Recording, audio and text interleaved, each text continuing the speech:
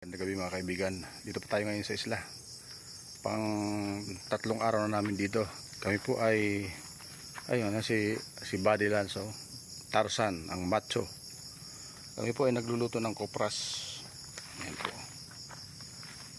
Yan po yung aming niluluto. Overtime kami. Dito kami matutulog. Ayan mga guys. Yan ang prosesong ginagawa namin. Yan o. Tignan nyo ba? Yan. So nilagyan namin ng yero just in case umulan ay hindi mababasa.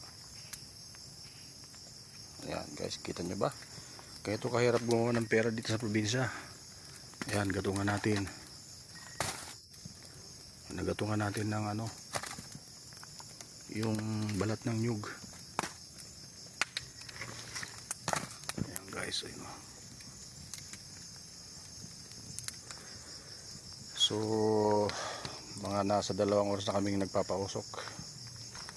Ito yung sitwasyon dito. Ayan, mabuti meron kaming solar light. Ayan o, solar light ang gamit namin.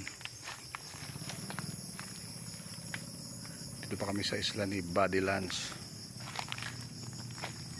Yan, nakapagsaing na kami ng kanin. Ayan o, meron na kami sinaing. Yan lang kami nagsasaing guys.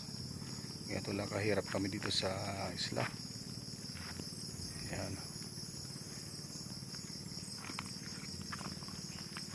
Kung hindi kayo sanay dito, matatakot kayo. Pero pagka nakasanayan na, hindi na kayo matatakot.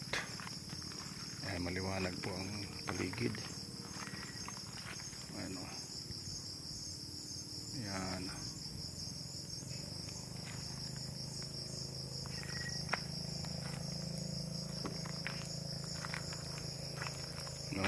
Ano pa yan guys, 2 to 3 hours pa ang antay namin para maluto.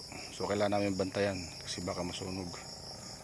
At bukas na namin siya aalisin sa bao. Ayan guys. Ayan. Si Buddy Lanzo, matibay yan, hindi nilalamig. Nakahubad pa oh.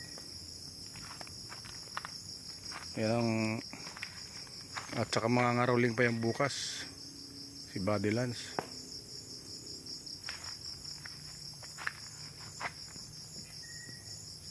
Yan. So yan, umaapoy na guys.